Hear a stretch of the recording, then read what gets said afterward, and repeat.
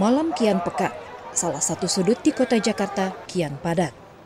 Di kawasan Sudirman, salah satu sentra bisnis Jakarta, puluhan pengunjung berlenggak-lenggok layaknya model profesional, menyeberangi jalur penyeberangan pejalan kaki. Mereka menampilkan gaya berpakaian saat itu di depan ratusan penonton. Mulai dari gaya casual hingga unik.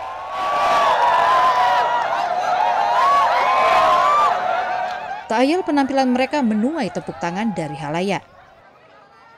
Inilah Citayam Fashion Week, fenomena yang tengah jadi buah bibir di Indonesia, khususnya masyarakat Jakarta, setidaknya sejak awal Juli 2022.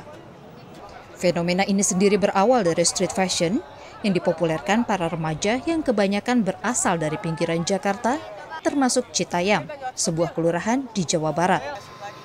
Popularitas mereka tak lepas dari peran para konten kreator yang tertarik dengan gaya berpakaian mereka yang unik. Kalau aku style santai aja sih, style simple. Ya, style senyaman saya aja. Ya kalau menurut saya sih pada punya bakat masing-masing itu kayak bakat fashion, terus bakat fashion kayak OOTD kayak gitu, terus konten-konten beraneka macam. Aku lebih suka model, acting. Fenomena ini pun lantas meledak. Mulai dari selebritis hingga kepala daerah turut menjajal beraksi di runway dadakan ini. Dukungan pun mengalir terhadap fenomena ini.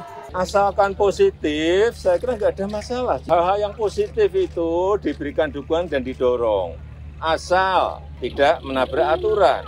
Aku senang banget soalnya di sini tempat ekspresi anak-anak muda ya. Inilah keberagaman Indonesia, tempat kita mengekspresikan diri juga gitu ya. Emang harus ada wadahnya dan menurut aku Citayam Fashion Week ini di Duku atas ya. Di sini tuh tempat yang tepat sih menurut aku gitu. Alhamdulillah juga sih. Agak-agak ningkat dikit lah. Biasanya paling 1.000 ya kan. Habisnya ini semenjak ada ini bisa 1.400, 1.500 gitu. Mudah-mudahan sih lama kayak begini, jadi dagang lumayan. Terus sebulan jadi 2 bulan gitu kan. Namun keramaian yang ditimbulkan Citayam Fashion Week juga membawa dampak lain. Mulai dari kerumunan di tengah pandemi COVID-19 yang masih ada, kemacetan, hingga gangguan ketertiban umum. Pemerintah Provinsi DKI Jakarta pun terpaksa memberlakukan jam malam. Di tengah kehebohannya, Citayam Fashion Week juga menguak sisi lain kehidupan masyarakat pinggiran Jakarta, khususnya perkembangan suburbanisasi di Citayam sebagai daerah penyangga Jakarta.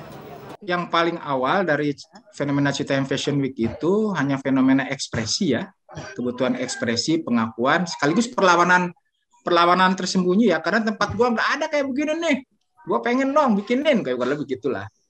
Sebagai pemukiman suburban menengah bawah, dia tidak dilengkapi oleh fasilitas.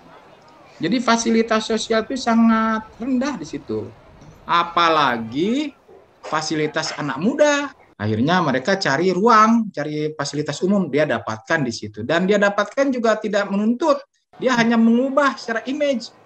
Satu jalan, satu trotoar, zebra cross menjadi pemerintah itu harus hadir di Citayam, pertama dengan membangun fasilitas ya, termasuk fasilitas publik, jalan.